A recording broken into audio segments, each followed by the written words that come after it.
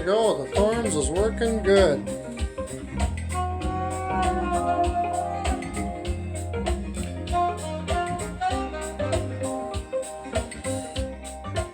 Got it on the PVC stands that I made just so I can get underneath to tweak it. Still got the base off of it right now. Probably going to replace the plinth. We'll see. It's really sounding good now.